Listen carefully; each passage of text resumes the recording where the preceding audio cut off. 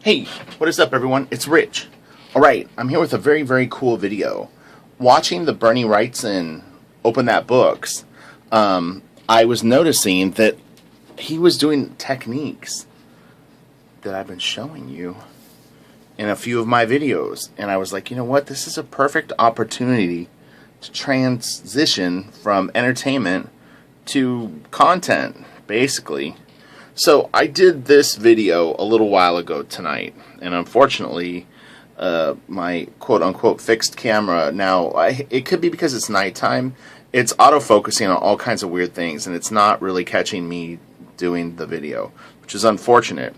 But anyway, I'm going to leave this out just as a sort of like my notes for what I'm going to show you. So yeah, it was just crazy. It's like, okay, so I have two videos that I'm going to link to in the description below, and I'm also going to link to my Patreon. I would love for you to go visit it. I post free content over there that's exclusive to it. You don't have to tip. If you feel like tipping, you think that I'm putting up some good videos, that would be great. But yeah, so in the description box below, you're going to see a link to two videos in particular. One is cross-hatching with microns, and one is the introduction to brush inking. So Wrightson does a ton of cross-hatching with a brush in the Swamp Thing art that we've been looking at so far. So this is my Series 7, number 3 Winsor Newton brush. Okay, what I do is I sharpen the brush. I've dipped it in ink. Okay, and then if this was a penciled board, we're just going to start going for what I was showing in the other videos. Okay, so the most simple hatch that you can do is this: very equal weighted lines. It's funny, I've filmed this so many times now. Alright, so here's one set of lines, and then the second set of lines, and if you look at the Micron cross-hatching video, you'll see that I started with this, but at a more straight up and down angle, but it's the same idea. You want to be able to do something similar to that with a brush, where you can put down pretty consistent looking lines that are all about the same weight, and then you just kind of create like a little box pattern. I call this the Trisket. It's the Trisket pattern. It's as simple as it can get. I curve them a little bit, so you know they're more at a curved angle, which actually kind of looks fun and can create some pretty cool effects. And then you can kind of start to go heavier and have like a fade effect. Okay, do you see that? Where I started with a thin line and I started getting them thicker. I start moving them closer together, and you start to get a little bit of fade. Okay, and then you know you can come through it with your hatch. Again, nice and light. I'm going to start pulling them a little heavier at the end.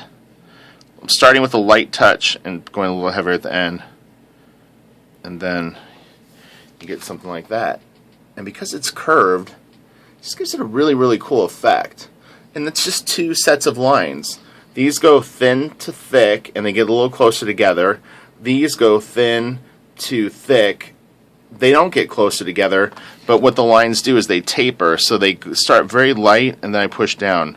Very light, and then I push down. So that's what those... I'm going to autofocus this.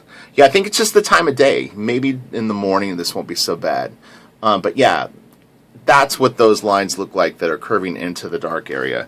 Okay, now the next set of lines that I'm going to do go... There are two sets of curved lines that go kind of contrapposto. I mean, they crisscross, but they're sort of like the opposite of each other. So it's this. I'm going to curve a set this way. And I won't actually have a fade on this. They're going to all be equally spaced apart, just so you can see. Okay, so that's the first set. Now the second set, I'm going to do basically the opposite of it. I'll do it this way. It's a little more comfortable for me to come in this way.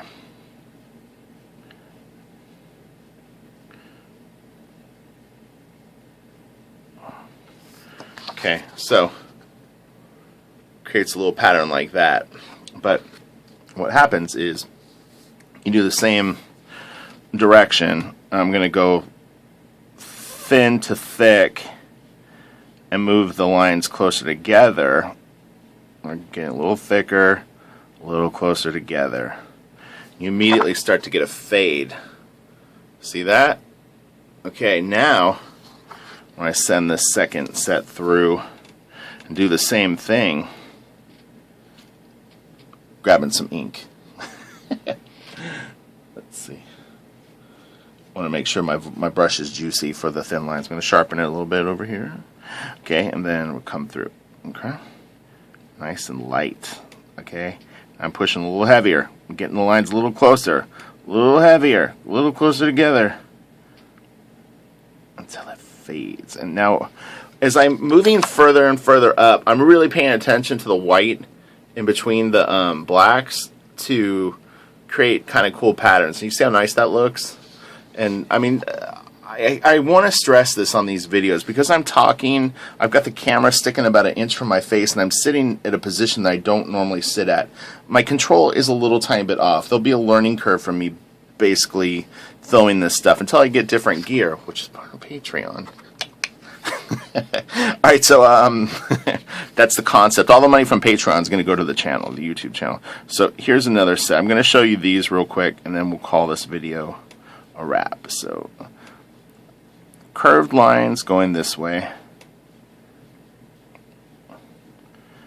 Okay, so you've got a set of curved lines coming down, almost like a waterfall or like a rainbow, like part of like a rainbow shape. Okay, now I'm going to have curved lines going basically across them, like almost like a diagonal. And this isn't meant to fade yet. This is just creating a gray value. So then you've got a gray, maybe 20% gray, but I'm going to send a hatch through it now, a curved hatch. So I'm going diagonal through this with a curved hatch, and they're thin. Now I'm starting to get them a little thicker and a little closer together, a little closer together, a little thicker. All right. Boom. You're starting to get closer to the Bernie Wrightson land. It might not seem like it seen out of context, but I assure you, I looked at this stuff and I saw what he was doing, and he sometimes will throw in some pretty random like directions. I think that's more just to assist him in the fade, but okay, so then we'll do this again. This is the worst part just because I have to like recap all of what I just did. So anyway, they go this way, all equal. This isn't to create a fade, this is just the gray. We'll get the little like rainbow watercolor waterfall thing. And again, these are just more to create a gray value. I don't even need to really worry about if they're you know, like nicely drawn lines, because it's going to create that gray regardless. And actually sometimes like Kevin Nolan will do stuff like this where it's a little more randomy, but it looks good because they're all the same value. Okay, so now this is that fade, the fade part. So about halfway through, I'm starting to bear down just the tiniest bit more. And this takes a lot of control, I'm not even going to lie. And now I'm starting to pull them closer together. The only thing that's fighting me right now is the fact that the camera's right in my face and I'm so far up from the page. Okay, so then you got that. And then these were actually from Wrightson. Okay, now Wrightson does like an up and down. And like I said, this is one that I personally wouldn't use on a hatch. It does work though, and these aren't Frankenstein plates. Okay, he never would do this on a Frankenstein plate unless it was super duper tiny, because it's just too apparent. The straight up and down lines really will show up, but it looks nice. That looks good to me. And then what was the other hatch? Okay, then it went to look at my okay, so it goes this way.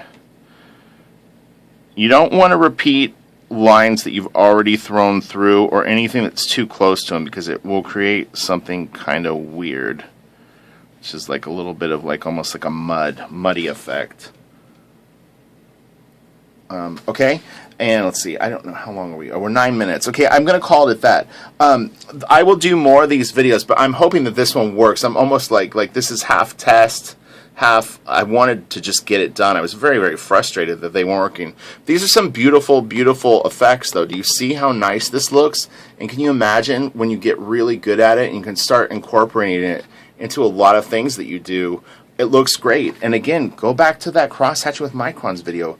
I cover this exact thing. We were already on this path before we looked at the Wrightson book. I think that's really amazing. It shows that things are lining up for this channel. I think it's going to be really exceptional. So thank you for tuning in. Smash the like. check out Patreon, and please, if you have not watched Introduction to Brush Inking or the cross hatching video, check them out. They will be highly, highly valuable for you, and you will start to be able to do really cool things like this stuff, okay? And I have a lot more on this topic, a lot, okay? Go check out my black drawing video in my channel too if you want to see some pretty psycho hatching. Okay, bye.